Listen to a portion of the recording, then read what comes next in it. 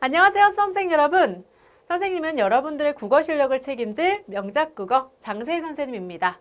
선생님과 함께 이제 고졸 검정고시를 대비하기 위해서 공부를 시작해 볼 텐데요. 본격적인 공부를 시작하기에 앞서서 고졸 검정고시 어떻게 대비해야 되는지, 특히 국어시험을 잘 보기 위해서 어떻게 해야 되는지 같이 살펴보도록 하겠습니다. 자, 고졸 검정고시 단번에 합격하기 위한 전략 선생님과 함께 살펴보죠. 자, 우선 시험에 대한 얘기를 좀 해보도록 하겠습니다. 자, 여러분들 지금 공부하고 있는 이 검정고시 책이요, 2009 개정 교육과정을 반영한 것입니다.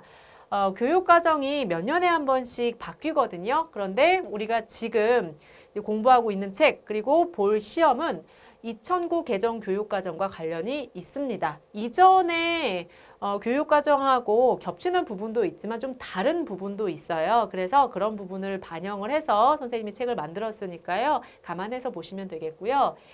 자, 보통 이제 시험에서 출제 범위나 수준을 미리 공고를 합니다. 그런데 사실 출제 범위가 아주 세세하게 나오지는 않아요.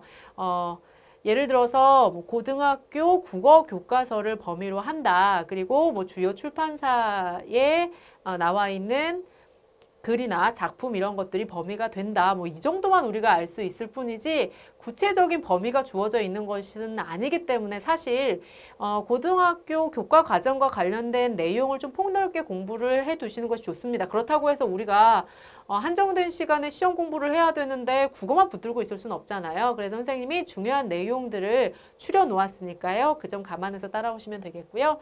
그리고 문제은행식 출제를 하는 것이 기본이기 때문에 기출문제가 포함될 수 있습니다. 따라서 기출문제들 좀 풀어보셔야 돼요. 그런데 기출문제를 풀어보는 것은 꼭 이 문제가 시험에 나오니까 그래서만이 아니고요. 우리가 기출문제를 풀어봄으로써 검정고시 시험이 어떤 유형으로 나오는지 가늠을 할 수가 있습니다. 선생님이 기출문제에 대해서 또 풀이해 놓은 것이 있거든요. 그래서 그런 강의 같은 거 보시면 검정고시 시험이라는 건 이런 거고 이런 식으로 문제가 나오니까 이렇게 대비해야겠구나 라는 걸 좀 잘 아실 수 있을 겁니다.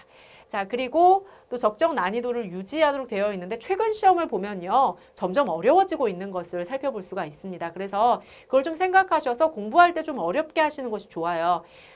물론 좀 힘을 들 수는 있는데요. 그렇다고 해서 쉬운 것만 보고 쉽게 공부하다 보면 어려운 문제가 나왔을 때 풀지 못합니다.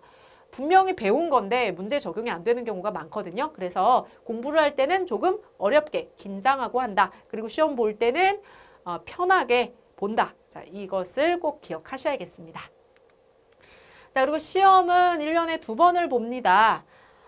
4월 중순, 8월 초에 보는데요. 자, 2월 초에 1회 시험을 공고하고 2월 중순에 접수하게 되어 있으니까요. 잘 확인하셨다가 시험 접수 잘 하셔야겠죠. 그리고 2회 시험은 6월 초에 공고가 나고요. 접수를 6월 중순에 하니까요. 이것도 미리 챙기셔야겠습니다. 합격자 발표는 뭐 한 달쯤 뒤에 나고요. 자, 그리고 국어시험 같은 경우에는 40분 동안 치러집니다. 아침 시간에 치러지기 때문에 아무래도 좀 정신이 맑을 때 보죠. 선생님이 조금 아까 들은 얘기인데요. 사람이 아침에 가장 의욕이 넘친답니다. 그리고 시간이 흘러갈수록 아무래도 좀 의지나 의욕이 약해지게 마련이래요. 자, 그렇다는 얘기는 국어 시간에 의욕이 충만할 때라고 볼 수가 있겠죠. 그러니까 우리가 국어 시험을 더 잘 볼 수 있는 그런 환경이 된단 말이에요. 따라서 국어시험 절대 놓치면 안 되겠죠. 그만큼 준비 철저히 하셔야겠고요.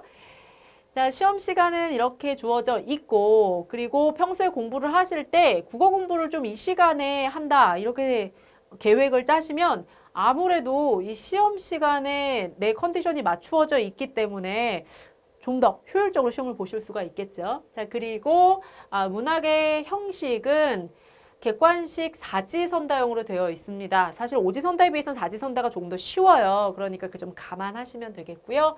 문항수는 25문항인데요. 자, 그러면 시간 계산이 대략 되실 겁니다.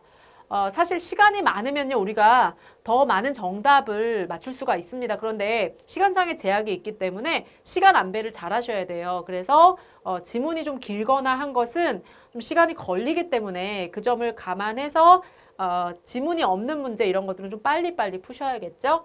자, 그리고 한 문항당 4점씩이니까요.